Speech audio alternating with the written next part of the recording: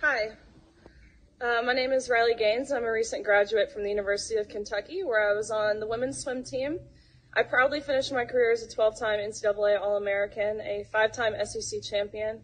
I am one of the fastest 200 butterflyers of all time.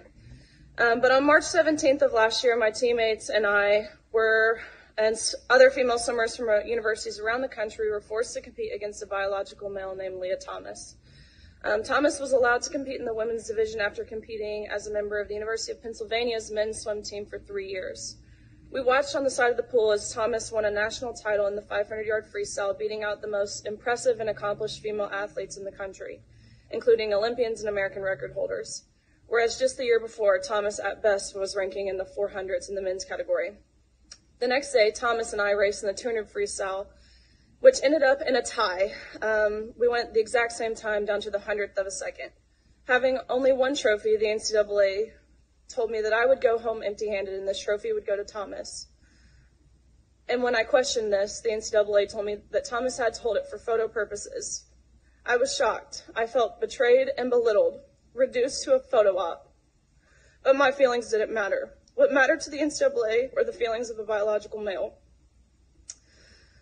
In 1972, Congress enacted Title IX to end unjust sex discrimination in all aspects of education, including college athletics. But by allowing Thomas to displace female athletes in the pool and on the podium, the NCAA intentionally and explicitly discriminated on the basis of sex.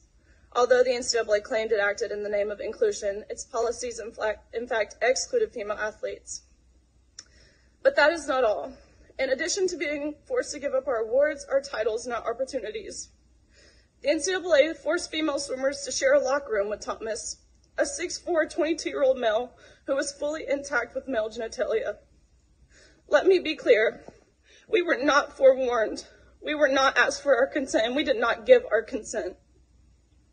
If nothing else, I hope you can truly see how this is a violation of our privacy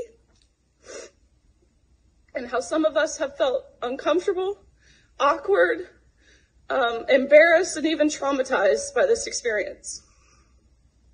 I know I don't speak for everyone. It's impossible to speak for everyone, but I can attest to the tears that were shed on that pool deck by these poor 9th and 17th place finishers who missed out on being named an All-American.